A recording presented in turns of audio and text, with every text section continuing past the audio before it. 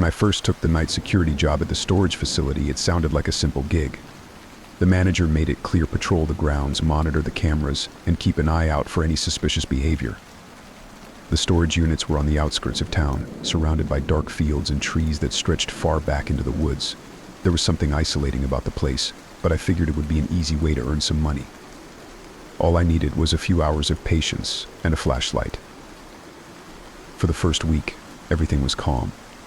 It was always dead quiet after midnight, and I could wander the property without seeing a soul.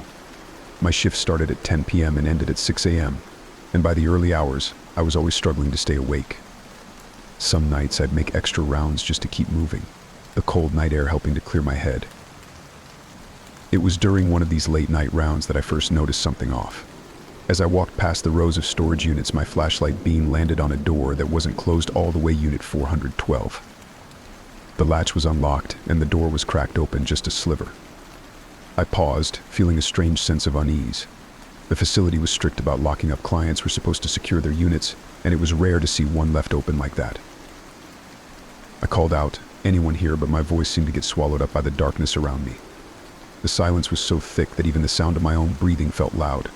I reached for the door and pushed it open, half expecting to find someone inside, but it was empty. There were some boxes stacked neatly in one corner, a couple of old chairs, and a few pieces of covered furniture. It looked like any other storage unit: quiet, untouched, maybe a little dusty. After double-checking that no one was around, I decided to lock up the unit. But the moment I pulled the door shut, I felt a strange chill, a sensation that crept up my spine and settled in my bones. It felt like ... like someone was watching me, even though I knew I was alone. Shaking off the feeling, I walked back to the main office, eager to check the security footage.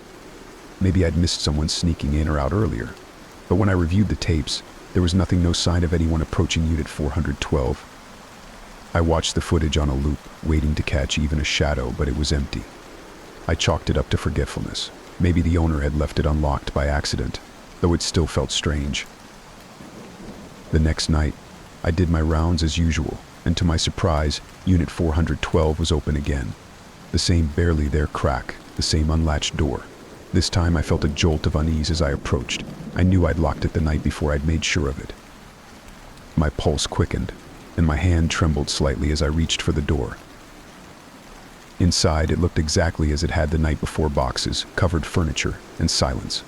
But that sense of being watched was stronger this time. I could feel it, like a presence pressing in on me. I quickly shut the door, latched it securely, and left, trying to convince myself it was just my nerves. Couldn't shake the sense that something was wrong.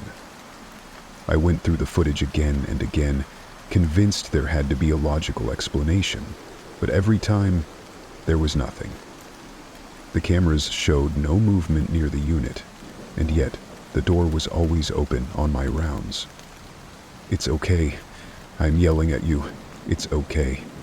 On the fourth night, things took a disturbing turn. I was halfway through my shift, walking the dimly lit corridors between the storage units, when I heard something strange.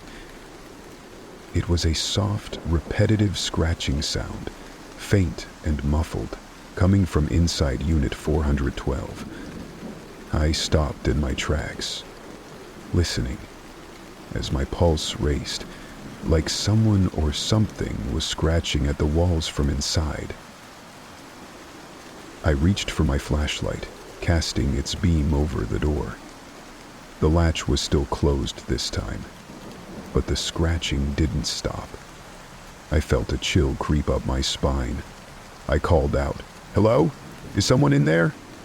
The scratching paused, and for a moment there was nothing but silence. Just as I was starting to back away, the scratching resumed, louder this time, as though whatever was inside wanted out. Summoning the last of my nerve, I unlocked the door and yanked it open. The scratching stopped immediately. I shone my flashlight inside, but it was the same as always. Boxes, furniture, silence. The chill intensified, though. There was an unsettling stillness in the air, like a quiet that only comes after a storm, as if the room itself was holding its breath.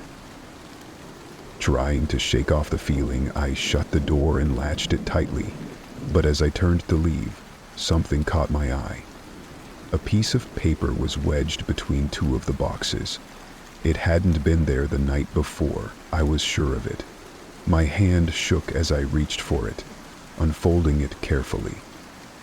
In jagged, messy handwriting, the note read, "I see you." My blood ran cold.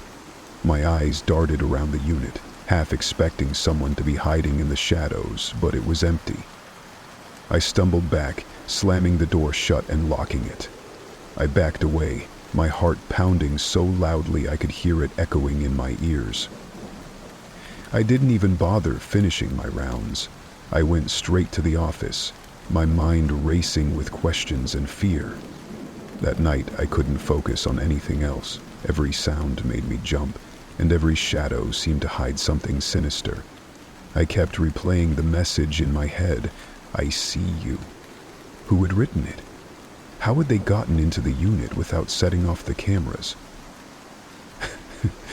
Just before dawn, I decided to make one last round, hoping to reassure myself that it had all been in my imagination. But when I reached Unit 412, I found the door slightly open again. The latch hung loose, swaying slightly, as if someone had just left. Summoning all the courage I had left, I pushed it open. Inside, everything was untouched, except for one thing. Another note lay on top of a box, the handwriting just as jagged and rushed as before. It read, "You shouldn't have come back." Oh, my hands went numb, and I felt a wave of cold wash over me. My flashlight flickered, casting shadows that seemed to shift and writhe. I tried to shut the door and lock it, but it wouldn't budge, as though someone was holding it open from the other side. In a panic, I bolted from the unit, not daring to look back. When I finally reached the main office, I grabbed my keys, clocked out, and left without a second thought. The manager called me the next day, asking why I'd left so suddenly. I didn't have a good answer, just that I couldn't work there anymore.